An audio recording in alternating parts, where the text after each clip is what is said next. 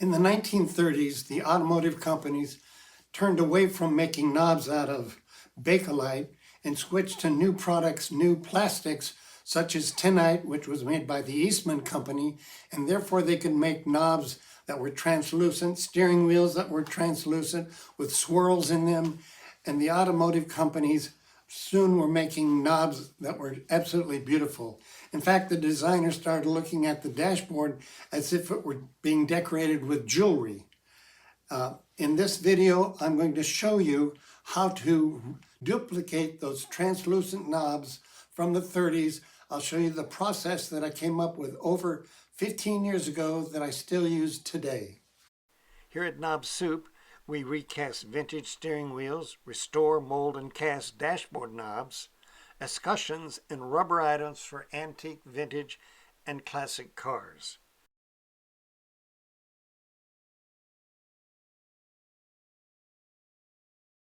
What I have before me is an array of dashboard knobs from the mid-30s to the 40s. They were all made using the same methods that we are going to use today to reproduce an early Type 1 VW Bug window crank knob. The first thing I need to do is make a containment dam to hold the silicone rubber. Using a PVC pipe from my local home improvement store, the inside diameter is 1 1/4 inches, big enough to hold the VW knob. I will center it and have about a 1/2 inch of rubber around the largest part of the knob and about a 1/2 inch on the top to cover the knob. I'll need to make a base for the knob to sit on. But first, I use Vaseline to smear a thin coat on the inside bottom of my PVC pipe so that the resin doesn't stick to the PVC pipe. And then I glue it onto the black base using wood glue. I use wood glue because it sets up fast, doesn't stick permanently like super glue. Next thing I'm going to do is make a plug for the bottom of this. So I'm going to use some smooth-on 300A and B, equal amounts. I used this 300 casting because it comes in white. It cures up fast. It only cures in about 8 minutes. And I do a lot of prototyping with it. Okay.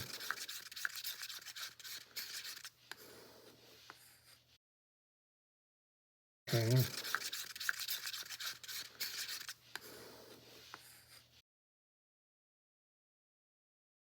The resin is hardened now and it's white. So we're going to take it out.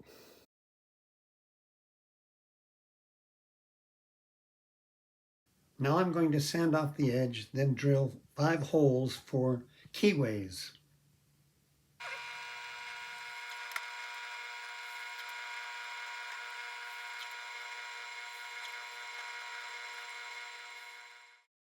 Now that the 5 keyways have been drilled, we're going to switch over and take the VW knob and put a base on it. I'm going to put a little nylon base. The thing you need to look at is to make sure that the hole in the nylon base is larger than the hole in the bottom of the VW knob. Using glue, and let it sit.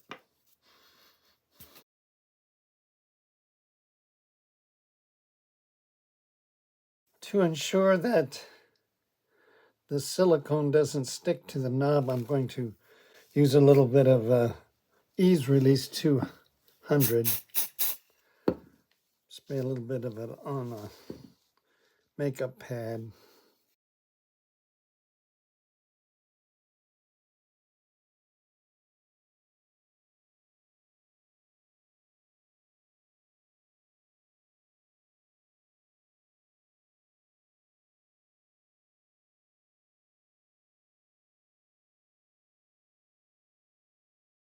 At the same time that I drilled these holes, I also drilled a small little hole in the back where I'll stick a screw. After I cast it, I need to pull the plug out, and that'll give me a handle to pull it out.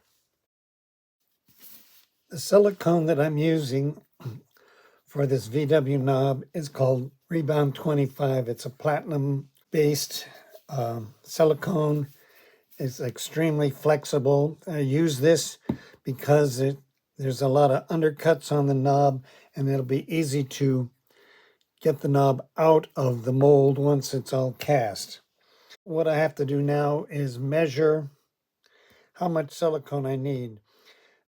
Taking my picnic cups, I put it on my gram scale, zeroing it out, and then add 15 grams of silicone, rebound 25A, and the same amount of B, back and forth into a cup, scraping the sides, folding in on itself, and then when it's fully mixed, I put it into the vacuum chamber to alleviate any air trapped inside the mix.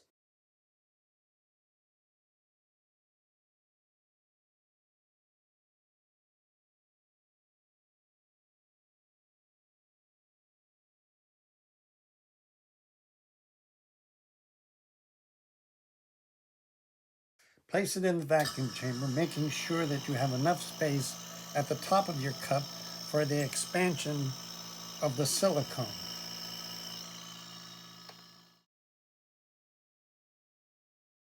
Now I'm going to pour it into my mold, starting at a low point, letting it seek its own level.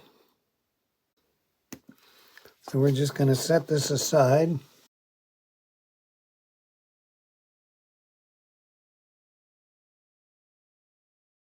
Now we're just going to let that cure.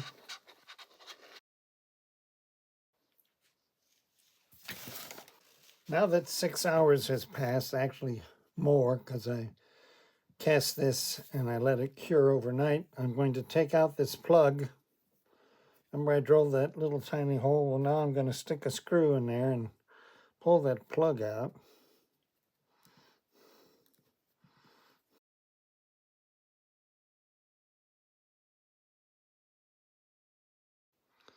Now what we're going to do is I'm going to get some Vaseline. Now normally I can thin down the Vaseline with a little bit of paint thinner, but I'm just going to put a little bit of Vaseline on this, all around this.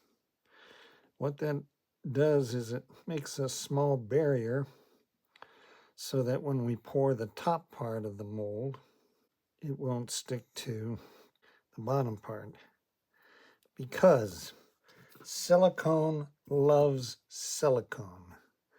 It loves to stick to its own family. We're now going to do the same thing we did earlier in the video and mix up some rebound 25 A and B, and let's do an even 10 of each. So we're going to do 10 of A and 10 of B since it's a 1-to-1. And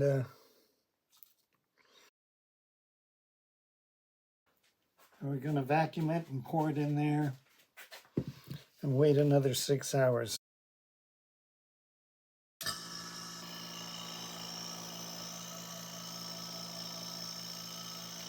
Okay, now that the vacuuming is done, pour it into and make the top part of the mold. The thing you need to really be careful of is to make sure it gets down inside this little tiny hole there. And I'm going to use a toothpick to get it down in there, because that's the stem.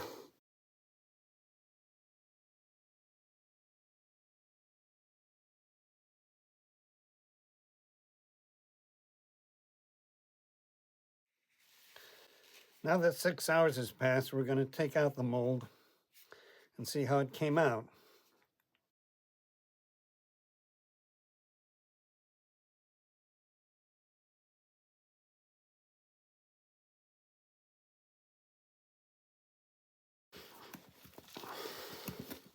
Here it comes. All right, now let's see how this came out. As you can see, the Vaseline kept it from sticking. Now we're going to pull the plug out. Very good. And now we have a plug. And now we're going to take out the original.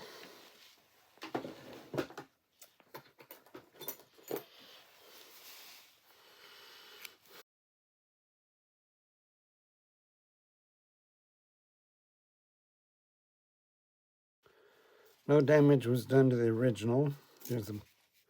That's the original right there. Next thing we're going to do is we're going to put this in my oven for a half hour or so to get rid of all the residue alcohol that's in the mold.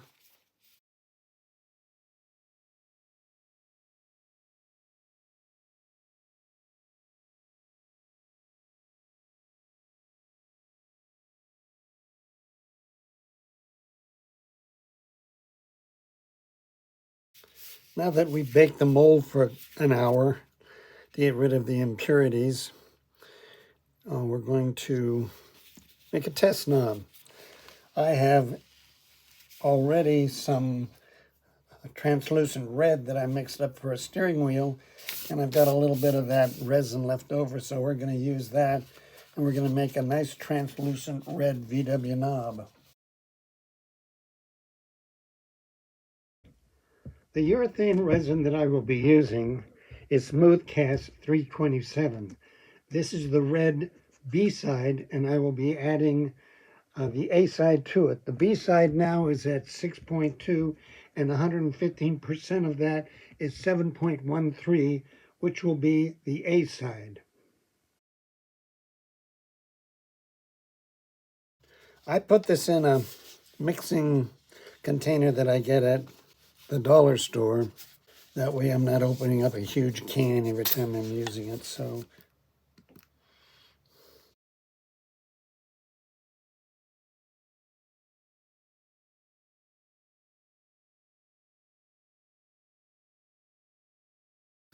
now, just to make sure that I've got these mixed together perfectly, I'm going to put it into a third cup.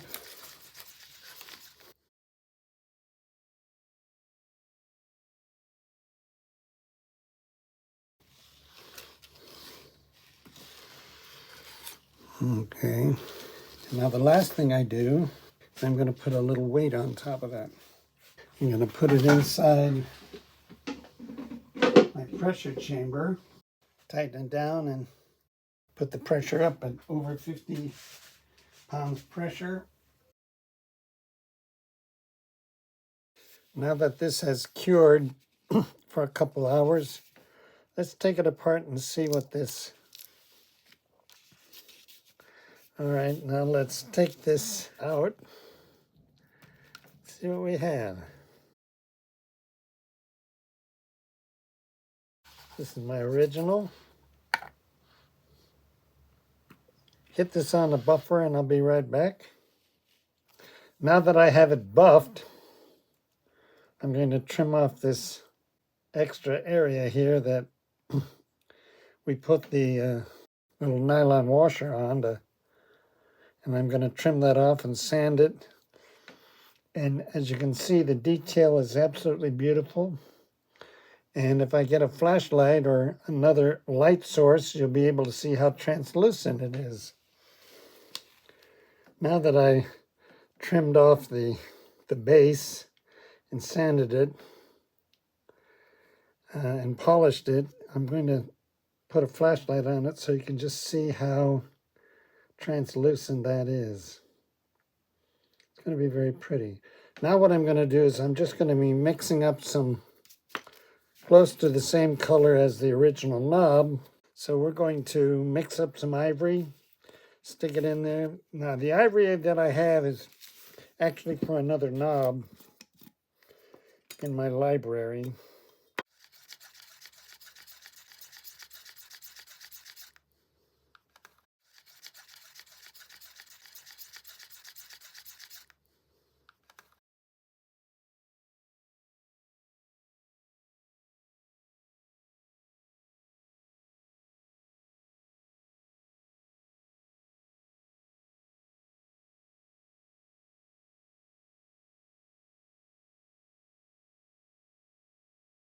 Okay, now that several hours have passed, let's remove the knob and see what we have.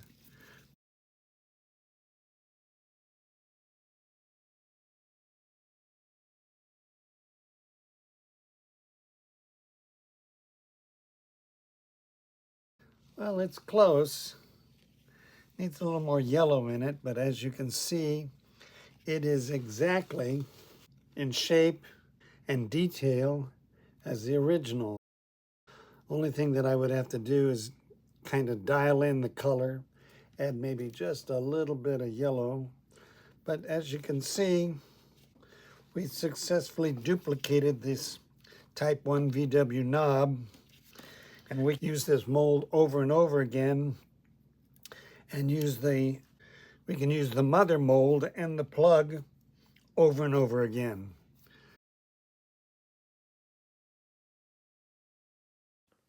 Thank you for watching.